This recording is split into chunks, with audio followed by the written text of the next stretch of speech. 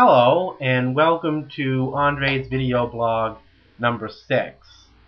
As you can see, I normally wear glasses, but in the video they often create this reflection of the television or whatever happens to be behind me. You can even see my face in the computer screen here, but that's not what I'm here to talk to you about today. I'm here to talk to you about unusual friends and acquaintances.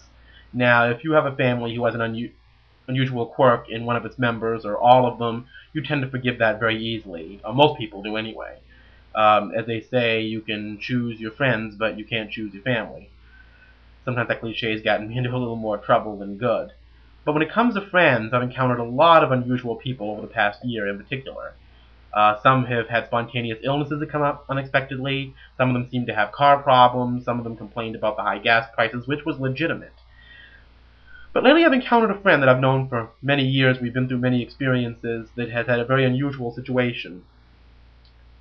When we first started communicating with each other, he was explaining to me about how he was able to tell certain things, like where people were and what they were doing when he was nowhere near them and couldn't see them. And the other night I thought that perhaps he might have been schizophrenic, or like in the movie Phenomenon with John Travolta, it might have been a brain tumor or a temporal lobe disorder. I can't remember what it is he had. But either way, I thought it was something very, terrestrial in some way. That I was favoring schizophrenia or some kind of other mental disorder. But he was able to explain to me exactly where I was in the room, what I was wearing, how far I was away from the computer, what was on the TV, everything, with uncanny accuracy. He wasn't outside looking in at me in any way. He was on a webcam, so I discounted that. But the fact is, he knew these curious things about me. I've pretty much written off schizophrenia, since this man has claimed to me that the same things that have apparently given him this ability have alienated him socially, and he's very desperate, shall I say, clingy for friends.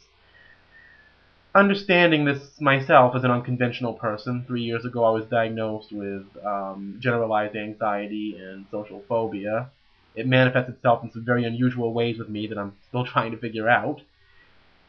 I can relate to him in some ways.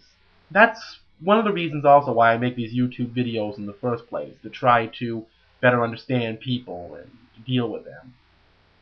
And that's a pretty big secret I'm revealing, because I'm still not comfortable with telling everybody, but it's out there now, and as strange as it is, now that I have a friend who seems to have a literal X-file when it comes to his personality, I'll just have to take it one day at a time. But I thought it was an interesting story, and I thought I would share it with you today on my blog.